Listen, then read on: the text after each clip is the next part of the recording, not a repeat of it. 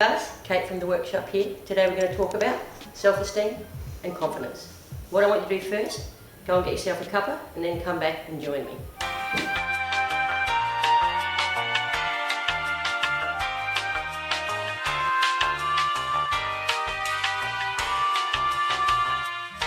Alright, great. First of all, we need to talk about what these things are. So self-esteem is actually how you feel about yourself. High self-esteem, you feel good about yourself. Low self-esteem, you don't feel good about yourself. Confidence is a little bit different. They're closely linked, but confidence is more like your ability to do things and achieve things. Whether you think people will like you, whether you think you're going to get a job, whether you think you're going to pass a test. So those things are really important for our mental health and for feeling good about life. So let's talk about what affects them. Self-esteem, let's start off. Self-esteem can be affected positively or negatively, and I think there are two important voices. The first is yours, and the second is other people's. So let's talk about other people. So you got some new clothes, you think you look pretty good. And 5 people say, you look great, and you're like, thanks. This old thing? Really? You're too kind. Thank you so much. And then one person says, I don't think that really suits you. So what happened in that situation? In that situation, you paid way too much attention to one person's negative comment.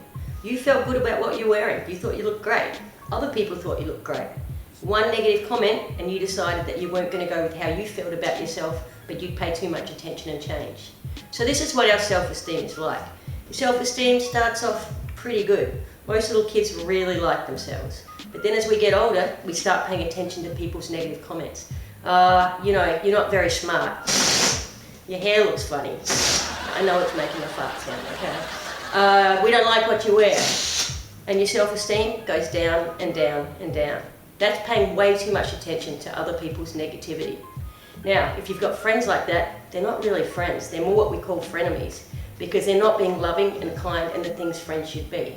If you live with people in your household who treat you like that, that's a bit more complicated, and we'll talk about that in our face-to-face Zoom chat. So that's what happens when we listen to other people, but there's something that's even worse for our self-esteem. It's not when we listen to other people, it's what we say about ourselves. So, I wake up in the morning, I go to the mirror, I look at myself in the mirror, I tell myself, gee, I look really ugly and I've got maths today and I'm stupid at maths. Now my self-esteem, that's bad self-talk. Alright, so this is your task and you're probably going to find it tricky. So do a little bit at a time and then come back to the bits that are hard. The first thing I want you to do is come up with 5 things you like about the way you look. Now again, little kids have no trouble with this. When I work with preps, I say, what do you like about the way they look?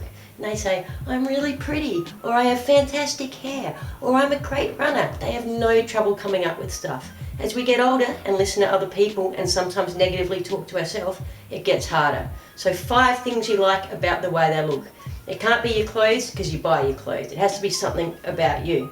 Now, I remember when my daughter was a teenager. She came into the bathroom one morning, walked up to the mirror, put her hands on her head like this and said, oh, I'm so ugly. And I thought, well, you're going to have a great day, okay? So 5 things you like about the way you look. You can't see them at the moment. I've got really cute feet, yeah? The other thing is, tell yourself, look in the mirror and go, how you doing?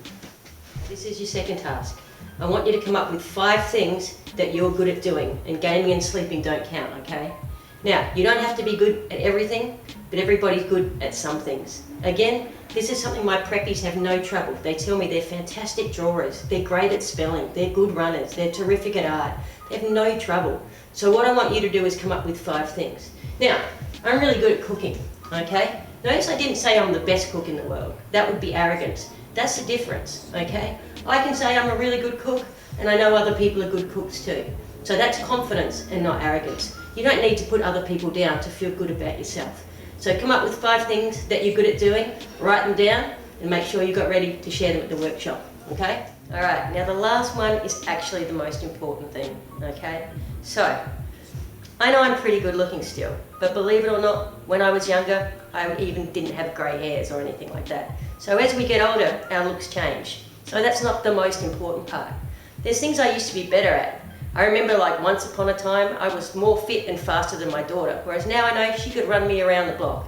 But the things inside us, no matter how old we are, those things can keep growing, and these are our character traits.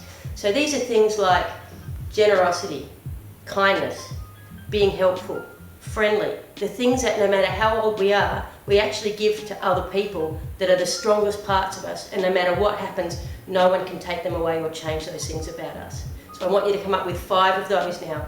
Personality qualities, good things about you. Alright, last thing guys, I want to think about what we put into our brains. If we eat a lot of junk food, if we eat like burgers and stuff all the time, our body reacts to all the negative food that we're putting into our body. Our brains, exactly the same.